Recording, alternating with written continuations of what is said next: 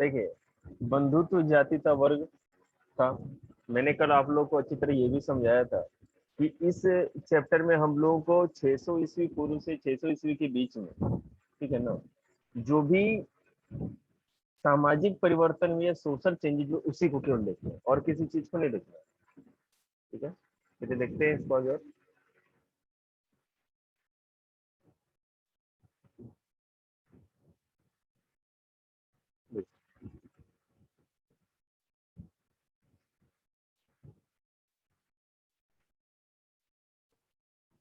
महाभारत का समालोचनात्मक संस्करण ये हम लोग कर रहे थे, और इसमें मैंने आप लोग को यहाँ तक बता दिया था कि कैसे 13,000 पेजों पे 13,000 पृष्ठ के ऊपर 1919 में प्रसिद्ध संस्कृत विद्वान है ना वी.एस.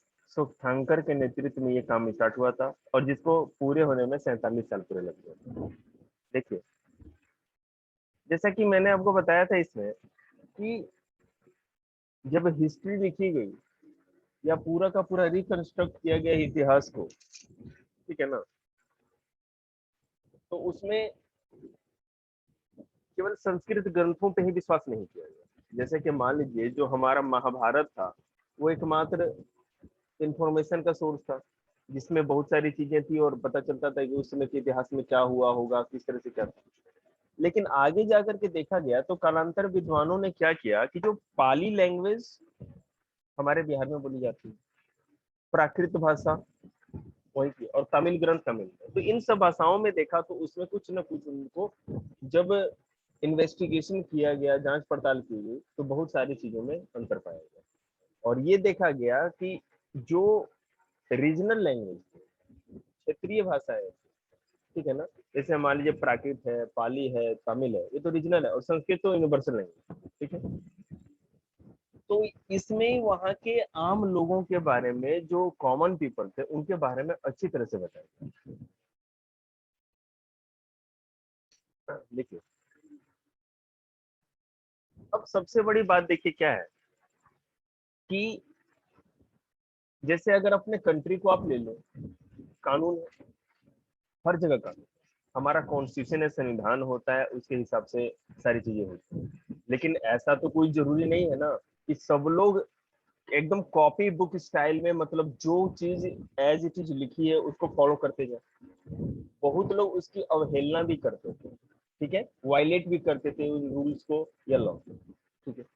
तो ये नहीं माना जा सकता कि जो भी जाति व्यवस्था, वर्ण व्यवस्था, कास्ट सिस्टम, सारी की सारी चीजें जो दी गई थी, उसमें सारी चीजें एज इट इज ही रही है, ऐसा कोई जरूरी नहीं है। कुछ लोग उसको मानते थे और बहुत लोग उससे अवहेलना भी करते थे।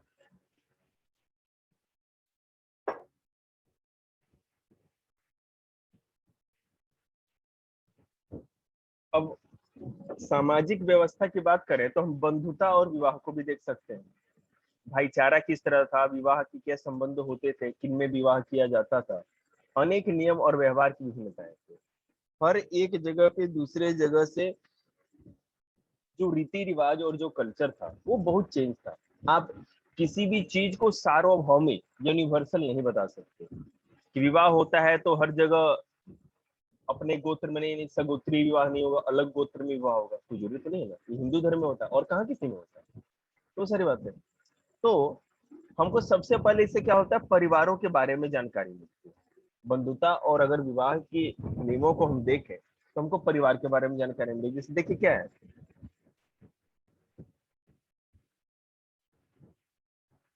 इसमें ये था कि कई बार एक ही परिवार के लोग भोजन तथा अन्य संसाधनों का आपस में मिल बांट कर इस्तेमाल करते हैं, एक साथ रहते हैं और काम करते हैं, और अनुष्ठान या कोई भी जो होते थे यज्ञ ये सारे है ना, वो साथ ही संपादित करते हैं।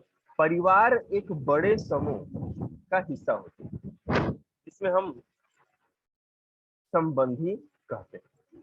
जैसे देखिए, आपको दिख रहा है ना उसमें सेकंड पॉइंट, वहीं से देखिए।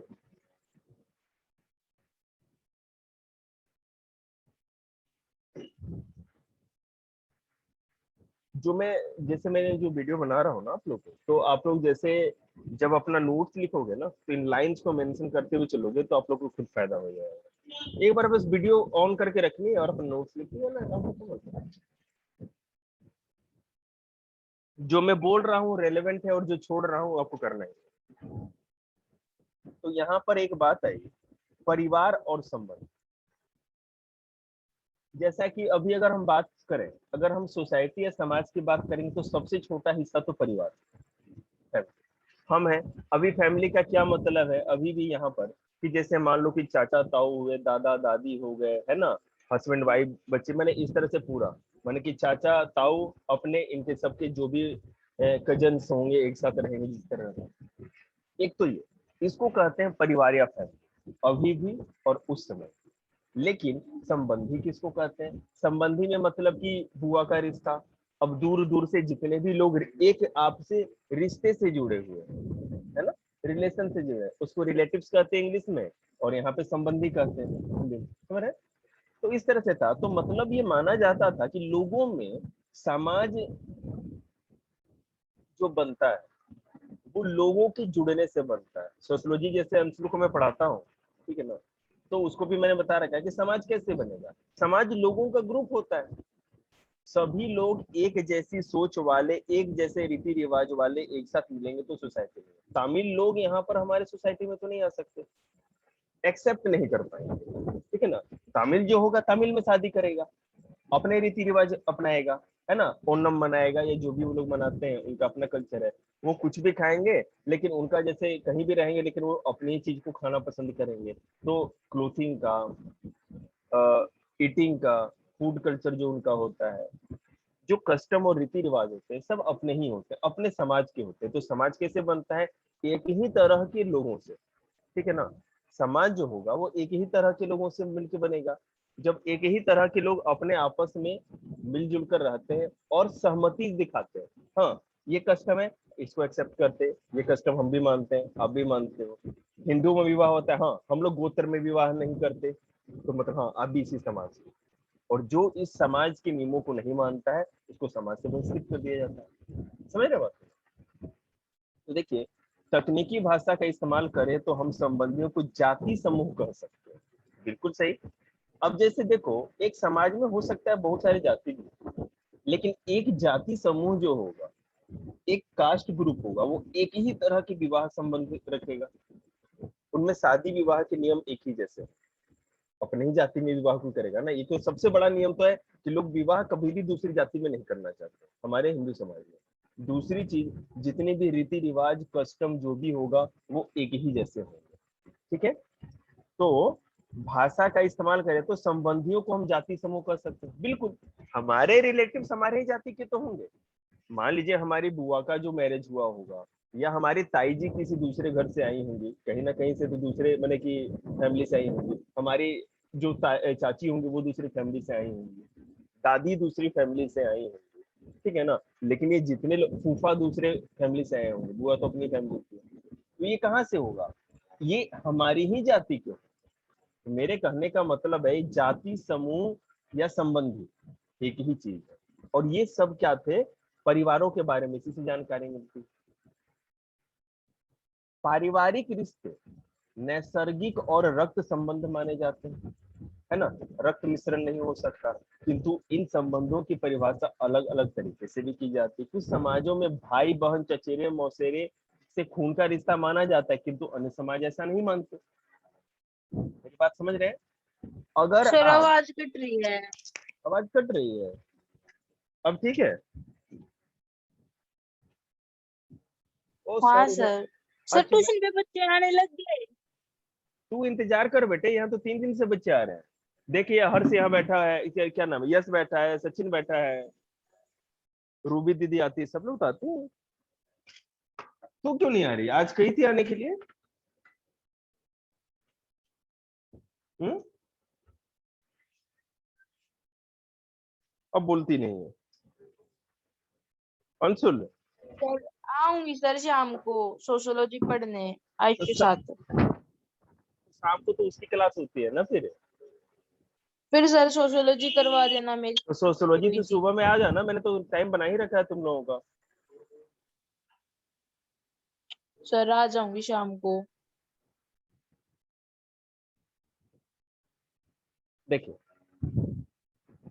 मैं आप लोगों को एनसीईआरटी है ना, एक एक वर्ड पढ़ पढ़ के समझा रहा हूं, और मुझे उधर से मेहनत नहीं मिली ना, तो आपको पता ही कि मैं आदमी कैसा टेढ़ा हूं। सीधे फिर मैं भी है ना ढुलमुल रवैया अपना लूंगा।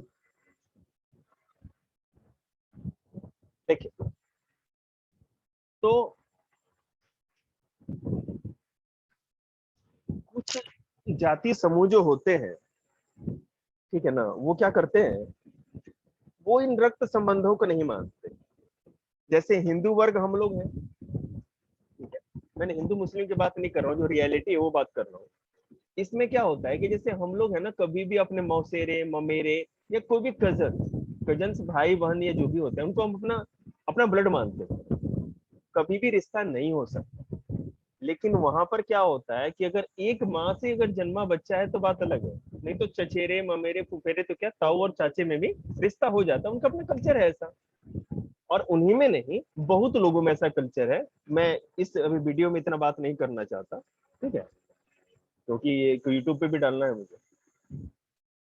तो देखिए, आरंभिक समाजों के संदर्भ में अगर आप देखो, तो इतिहासकारों को विशिष्ट परिवारों के बारे में जानकारी आसानी से मिल जाती है, ठीक है, किंतु सामान्य लोगों के पारिवारिक संबंधों को पुनर्निर्मित करना मुश्किल हो जाता है। इतिहासकार परिवार और बंधुता संबंधी विचारों का भी विश्लेषण करते हैं। इनका अध्ययन इसलिए महत्वपूर्ण है क्योंकि इससे लोगों की सोच का पता चलता है। संभवतः इन विचारों ने लोगों के क्रियाकलापों को प्रभावित किया होगा, इसी तरह व्यवहार ने विचारों पर भी असर डाला होगा।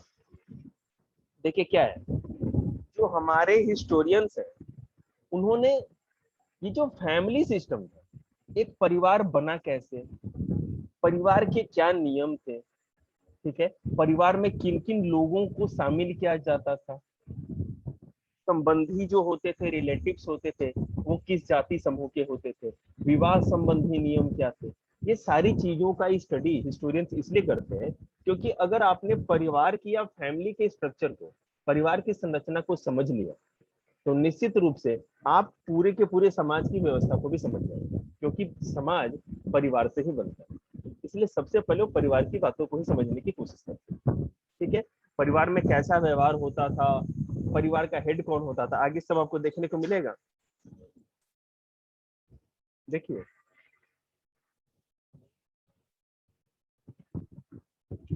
देखिए, पितृवंशिक व्यवस्था के आदर्श है ना, मतलब कि जहाँ पिता ही हेड होता था। अभी भी हमारे हिंदू समाज में क्या है, या तो दादाजी इस परिवार के हेड होंगे, और नहीं तो पिताजी होंगे, ठीक है, वो जो कह देंगे वही होगा। आप बॉक्स में देखिए, पितृवंशिकता का अर्थ है वह वंश परंपरा जो पिता के पुत्र फिर पौत्र प्रपौत्र आदि से चलती, और मातृवंशिता शब्द का मतलब है कि यह वंश परंपरा माँ से जुड़ी होती, ठीक है। देखिए मैं आपको बताता हूँ, पहले पितृवंशिता को हम समझते हैं। पितृवंशिता का मतलब है कि जैसे मान लीजिए आपके दादाजी हैं अभी, उनके बाद वो जो प्रॉपर्टी है, जो भी राइट है, जितना जमीन जो प्रॉपर्टी सब कुछ एक तरह से देखो तो आपके पिताजी को मिलेगा। ये विरासत में मिली हुई चीज कहते हैं, और वो विरासत की चीज फिर आपको और आपके भाई को मिलेगी, फिर आगे जाके जनरेशन पीढ़ी दर पीढ़ी चलते जाएगी। ये हमारे हिंदू समाज है। और अभी भी आदमी कितना भी मॉडर्न हो जाए, कुछ भी हो जाए, तो सरकार ने 2004-5 में कानून बना दिया, ठीक है, उत्तराधिकार का कानून। हाँ, कि अगर मान लो कि 2 बेटा और 1 बेटी है, मतलब कि 3 संतानें हैं अगर किसी इंसान की, तो उसके मरने के बाद उस हिस्से उस प्रॉपर्टी के 3 राइट्स हैं। अगर वो लड़की ना चाहे लेना तो बात अलग है, नहीं तो अगर चाह जाए तो उसको कानूनी अधिकार है। लेकिन हम उस समय की बात कर रहे हैं जब ऐसा कुछ भी औरतों को या महिलाओं को संपत्ति का अधिकार नहीं होता। देख सकते हैं, एक स्तर पर महाभारत इसी की कहानी से जुड़ा है। अगर हम देखें कि बिंदुओं को निर्दिष्ट कर सकते हैं जब बंधुता के रिश्ते में परिवर्तन। हाँ, अच्छा, परिवार वाला, हाँ देख लो, ये वाला जो बॉक्स है बेटा, अंशुल आपको दिख रहा होगा, परिवार और बंधुता के लिए प्रयुक्त शब्द, ठीक है। संस्कृत ग्रंथों में कुल शब्द का प्रयोग परिवार के लिए, कुल,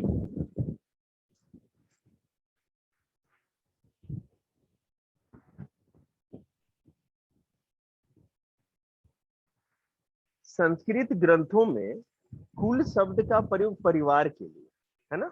कुल मतलब कि परिवार, फैमिली। आप, आपके चाचा ताऊ दादा दादी जो लोग मिलके फैमिली बनाते हैं उसको कहते हैं। और जाति का मतलब था कि बांधवों के बड़े समूह के लिए होता था। मतलब कि पीढ़ी दर पीढ़ी किसी भी कुल के पूर्वज इकट्ठे रूप में एक ही वंश के माने जाते हैं। अब देखो मैं आपको बताता हूँ कुल का क्या मतलब था और जाति का क्या मतलब था। मान लीजिए कि ये था हमारी फैमिली है, हमारी फैमिली आपकी फैमिली।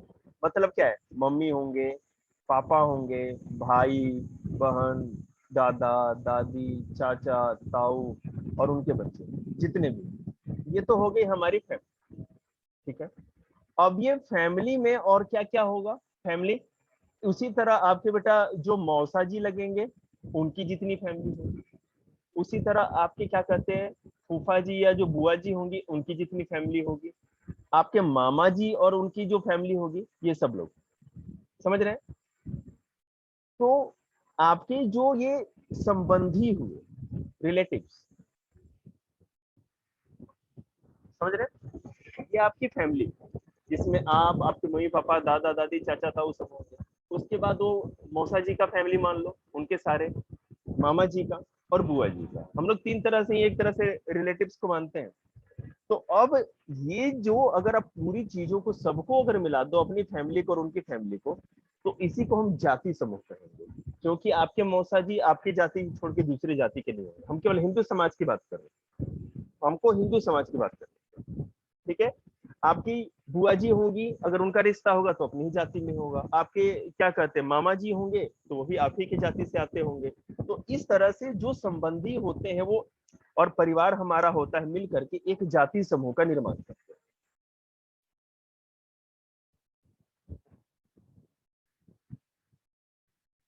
एक सेकंड,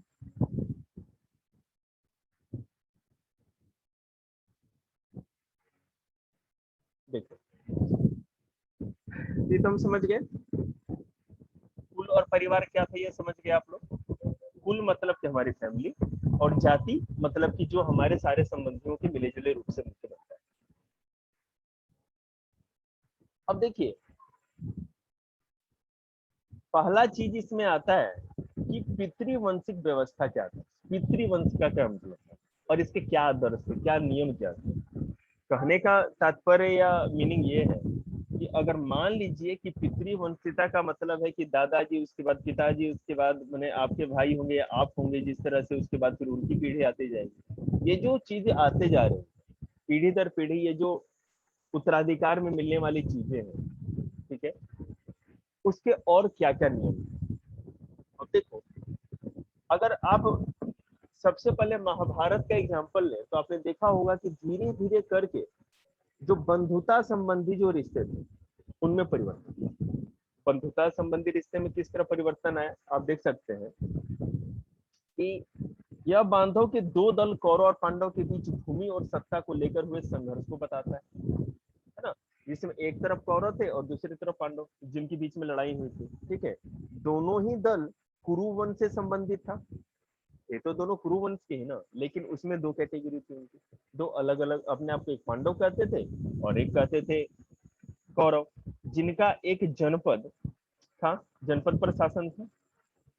और युद्ध में यह संघर्ष एक युद्ध में परिणत हुआ जिससे पांडव विजयी हुए और इसके उपरांत पितृवंशिक उत्तराधिकार को उद्घोषित किया गया। हालांकि पितृवंशिकता महाकाव्य की रचना से पहले भी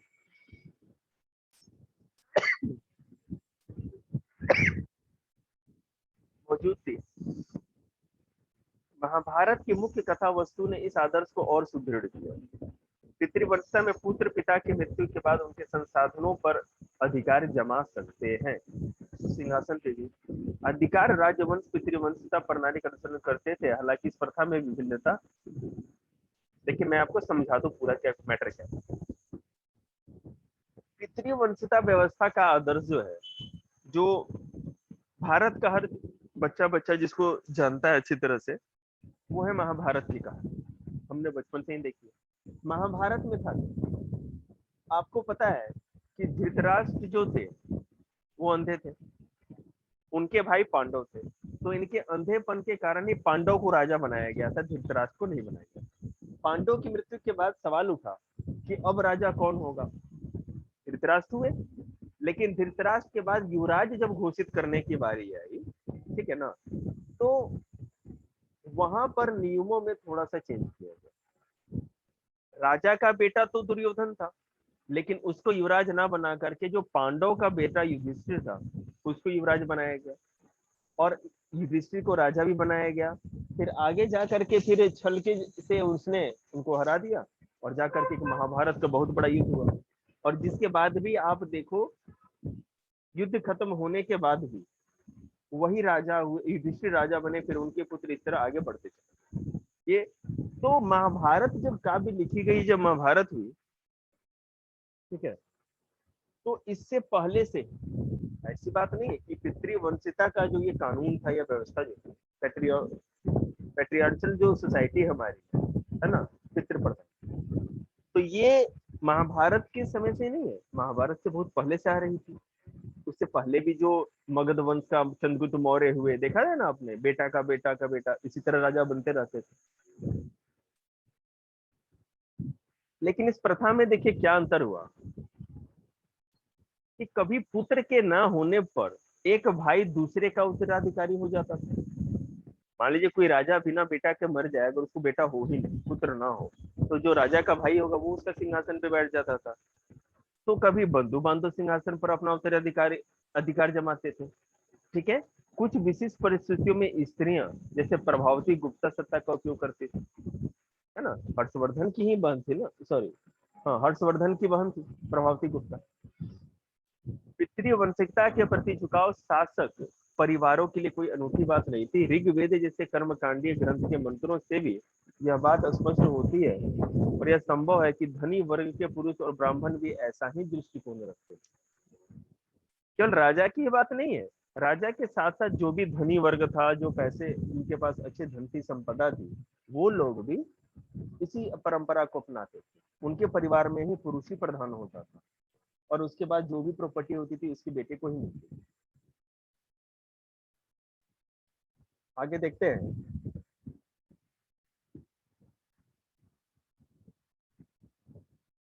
मैं ये बॉक्स नहीं पढ़ रहा, ठीक है ना, इसमें इसी तरह का उदाहरण है, आप लोग देख लेना। इसमें विवाह के नियम देखते हैं। तो पितृवंशिता का क्या नियम था, क्या आदर्श था, ये तो समझ में आ ही गया होगा आप लोग को अच्छी तरह से, ठीक है। पहले मैं आपको बताऊं, बॉक्स में देखो आप लोग, विवाह के प्रकार। विवाह का प्रकार किस तरह, अंतर विवाह में वैवाहिक संबंध समूह के मध्य ही होते थे। अंतर विवाह, अंतर विवाह मतलब जाति के अंदर विवाह, है ना। यह समूह एक गोत्र, कुल अथवा एक जाति या फिर एक ही स्थान पर बसने वालों का हो सकता था, ठीक है। मान लीजिए या तो एक ही स्थान पर बसे हैं तो उनके बीच में विवाह संबंध हो जाए, एक बात तो ये समझ में आती है। और नहीं तो मान लो कि अगर वो दूर भी हो, उस क्षेत्र में ना भी हो, लेकिन उस जाति का हो, उस कुल का हो, तो विवाह संबंध हो जाते थे, ठीक है। बॉक्स जितने भी हैं एनसीईआरटी के ना, इससे तो आप समझ लो ना कि ये तो क्या कहें, मोस्ट इम्पोर्टेंट, बहुत कुछ। अब बहिर्विवाह क्या होता था, बहिर्विवाह गोत्र से बाहर विवाह करने को कहते हैं, ठीक है। जैसे मैं आपको बताऊं, कभी कभी ऐसा भी होता था, कभी कभी ऐसा भी होता था कि जो विवाह था, अभी भी होता है, हम लोग सगोत्री विवाह नहीं करते, लेकिन एक समय ऐसा था कि आप आदमी गोत्र नहीं देखता था, केवल अपनी जाति देख लेता, ठीक है। अपने आसपास के लोगों में भी, जैसे मैं आपको बता, कुनबा आप लोग कहते हैं ना, तो हम लोग अपनी अपने इलाके में देहाती भाषा में गोतिया कहते हैं। एक गोत्र मतलब गोतिया, या उस गांव के लोग तो हो ही गए। आपको पता है जो आपका गोत्र होगा ना, समझ रहे हो बात को, जरूरी नहीं कि वो कंझावला में ही हो, कंझावला के बाहर भी कहीं कुछ लोग होंगे जो आपके गोत्र के होंगे। कुछ भी करोगे आप, दबास में तो शादी नहीं कर सकते, बात समझ रहे हैं ना। अब मान लो चांदपुर दबास हो या माजरा दबास या आसपास के कोई दूसरे भी गांव हो जहां आपका गोत्र है, तो आपका उस गोत्र में विवाह नहीं होगा, हम लोग के हिंदू विवाह के नियम के हिसाब से, समझ रहे हैं ना। ये तो सब जाति में हम लोगों में चलता है, ठीक है। तो एक बात ये था, बहिर्वाह जो था बहिर्विवाह, अंतर्विवाह मतलब अपने ही गोत्र के अंदर विवाह कर सकते थे, लेकिन बहिर्विवाह का मतलब था कि जाति तो वही रहेगी लेकिन गोत्र अलग हो जाएगा, अपने गोत्र में विवाह नहीं, सगोत्री विवाह नहीं होता था। बहुपत्नी प्रथा भी थी, जहां एक पुरुष एक से अधिक पत्नियां भी रखते थे, है ना, विवाह करते थे। और बहुपत्नी प्रथा एक स्त्री के अनेक पति होने की बहुपति प्रथा भी।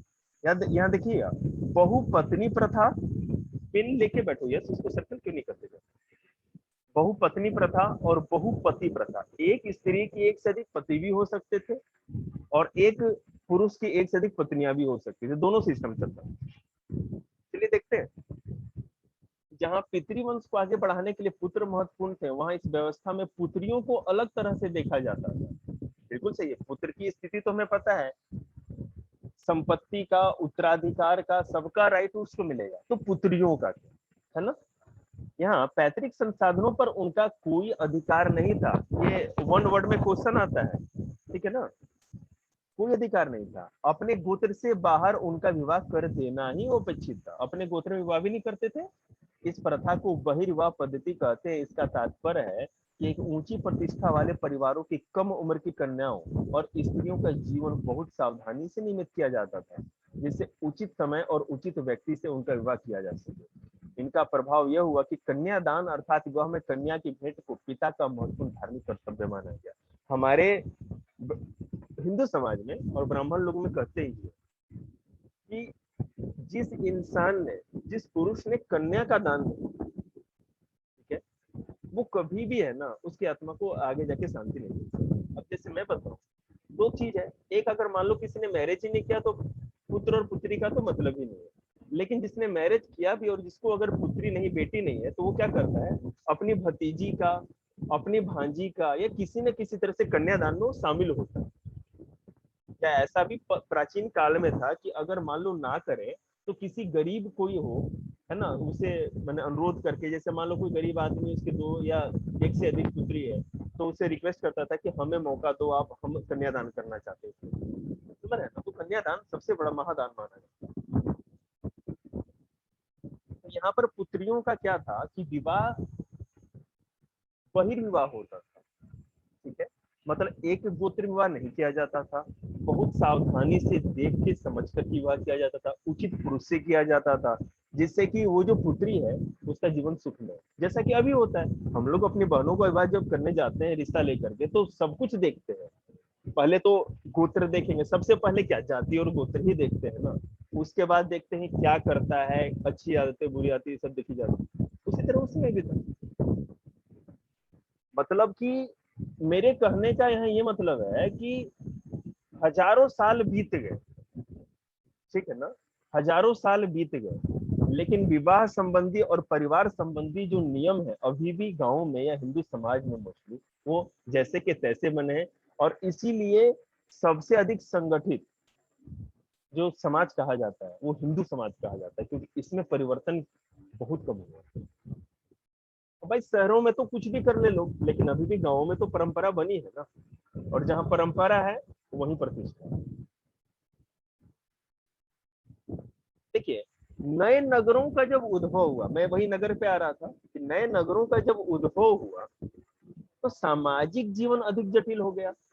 अब समाज के जो नियम थे ना उसमें बहुत ज्यादा कॉम्प्लिकेशन आ गया। जिस तरह से यहाँ पर निकट और दूर से आकर लोग मिलते थे और वस्तुओं की खरीद फरोख्त के साथ ही इस नगरीय परिवेश में विचारों का भी आदान प्रदान होता था। मान लीजिए कि हमारा जो ये गांव है, यहाँ पर बाहर से कोई ना आया हो तो क्या है, हमें पता ही नहीं चलेगा कि बाहर में समाज में क्या चलता है। हम लोग मान के चलेंगे कि नहीं भाई, लड़कियों का ये काम है, लड़कों का ये काम है, इसका वो काम है, उसके ये हमारे नियम परंपरा हमारे बाप दादाओं ने बना के हमें छोड़ा है, हमें इसी को फॉलो करना है। लेकिन क्रांति तब आती है जब हमारा क्या कहते हैं, दूसरों से इंटरेक्शन होता है, कम्युनिकेशन। अब शहर में क्या हुए, जब शहर बसने लगे तो वहां पूरे देश दुनिया के लोग आने लगे। वहां बोला, अरे यार तुम्हारे समाज में ऐसा होता है, हमारे समाज में तो ऐसा नहीं है, हमारे समाज में महिलाओं को पढ़ने का पूरा राइट है, इनको ये करने का राइट है, संपत्ति का अधिकार है। तब जाकर के समाज में जटिलताएं पैदा होने लगी। और देखिए क्या हुई, इस वजह से आरंभिक विश्वासों और व्यवहारों पर प्रश्न चिन्ह लगाए गए। इस चुनौती ने के जवाब में ब्राह्मणों ने समाज के लिए विस्तृत आचार संहिताएं तैयार की, ब्राह्मणों को इस आचार संहिताओं का विशेष पालन करना होता है। मैं आपको बता रहा हूँ, एक सेकंड अंडरलाइन करेंगे।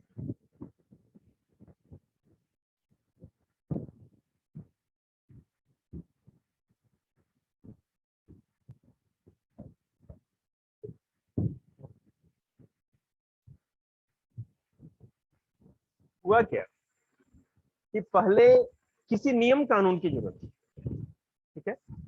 सब लोग को पता था हमारे समाज में ऐसा होता है, सब समाज का नियम था, सब कुछ ओके था, सब लोग फॉलो करते without any point of doubt, बिना किसी डाउट के सब लोग उस नियम को फॉलो करते, ठीक। लेकिन जैसे जैसे मैंने आपको बताया कि नए नगरों का उद्भव हुआ, न्यू सिटी जैसे जैसे बसने लगी, मगध, कौशल्य, कौशाम्बी, तो दूर दूर से व्यापार करने के लिए लोग, एक दूसरे सामान खरीदने और बेचने के लिए लोग आने लगे। तो वहां पर ये डर हो गया ब्राह्मण लोगों को कि हमने जो ये समाज के नियम बनाए हैं, जिनसे हमारा समाज संगठित है, वो टूट सकता है। तब जा करके ब्राह्मण लोगों ने 500 ईस्वी पूर्व में, मतलब 500 बीसी में क्या किया कि धर्मशास्त्र लिखे। धर्मशास्त्र का मतलब है कानून की एक किताब, जिसमें कहा गया है कि एक समाज में किस आदमी को क्या करना है और क्या नहीं करना। और इस धर्मशास्त्र में, या धर्म सूत्र भी कहते हैं, जो संस्कृत में लिखे गए थे, सबसे फेमस था मनुस्मृति, ठीक है। जो भी हमारे आधुनिक भारतीय समाज में जितनी भी जाति संबंधी या जो भी कुरीतियां हैं, उसका कारण मनुस्मृति को ही लोग बोलते हैं, इतिहास का, ठीक है। और इसका संकलन 200 ईस्वी पूर्व से लेकर के 200 ईस्वी के बीच में हुआ, मतलब 200 बीसी से लेकर के 280 तक। ब्राह्मण लोगों ने जब ये बुक लिखी, पुस्तक लिखी, तो उनका कहना था कि हमारा अप्रोच यूनिवर्सल है, हमारा दृष्टिकोण सार्वभौमिक है, हम इसमें सबको लेकर के चलते हैं। ये नहीं कि केवल हिंदू समाज के लिए या केवल एक क्षेत्र के लिए या दूसरे क्षेत्र के लिए, ऐसा नहीं है, हम सबको इसमें लेकर के चलते हैं। लेकिन ऐसा कुछ भी नहीं था। अब मैं इसमें एक चीज और बता के अभी आज रोकूंगा इसको, कि मनुस्मृति में, है ना, 8 तरह के विवाह बताए गए। ये आता है पेपर में, याद रखिएगा। Type of marriages, there were 8 types of marriages recommended by Manu. पहला था, पहले में क्या था कि कन्या का दान बहुमूल्य वस्त्रों, अलंकारों से भूषित कर उसे वेदज्ञ वर को दान किया जाता था, जिसे पिता ने स्वयं आमंत्रित किया। जैसे कि भी हमारे आपका होता है, आमंत्रित किया जाता है ना भाई लड़के पक्ष को, कि आप आइए, पूरा बारात लेकर के आता है, शादी होता है और विवाह हो जाता है। दूसरा क्या था, दूसरा था,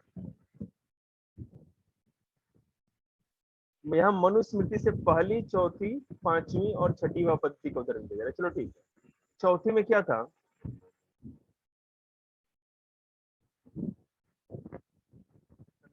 एक मिनट, सर ये पहला 8 प्रकार क्या मतलब? 8 अलग अलग टाइप के मैरिजेस थे, इसमें नहीं दिया है, मैं आपको बता दूंगा, चिंता मत करो। उसमें क्या कहते हैं, गंधर्व विवाह होता था, असुर विवाह होता था, बहुत अलग अलग तरह के विवाह थे। आपको कॉम्पिटिटिव पेपर से मिलेगा, लेकिन हमको जो इसमें देखना है हम उतना ही पढ़ेंगे। तो पहला था कि कोई भी आदमी को आमंत्रित किया जाता था, वेदज्ञ मतलब कि जो ब्राह्मण वर्ग को, और उसको अपनी पुत्री का माने कि कन्यादान कर देता था। दूसरा क्या था, दूसरे वाले में, सॉरी मैंने पहले वाले में थोड़ा मिक्स कर दिया। दूसरे वाले में था कि पिता वर वधु युगल को यह करके संबोधित करता था कि अब भाई मैंने अपनी पुत्री आपको दे दी, अब आप लोग आगे अपनी गृहस्थी हो सकते, ठीक है, इस तरह से होता था। उसके बाद ये चौथा था। पांचवी में क्या है कि वर को वधु की प्राप्ति तब होती थी जब अपनी क्षमता विचरण से उनके बांधवों को और स्वयं वधु को यथेष्ट धन प्रदान करता था। मतलब कि लड़का या वर पैसे देता था लड़की के फादर को या उनके भाइयों को, और वधु को भी संपत्ति दे करके, और तब जाकर के वो मानते थे कि ठीक है अब आप विवाह कर सकते हो, तब उनका विवाह होता था। और सिक्स था, स्त्री और पुरुष के बीच अपनी इच्छा से संयोग, मतलब कि जो गंधर्व विवाह होता है, गंधर्व बनी सॉरी, मतलब जो लव मैरिज होता है। ये छठा। आज इसको यहीं रहने देते हैं, ठीक है, और कल इसको और कराएंगे।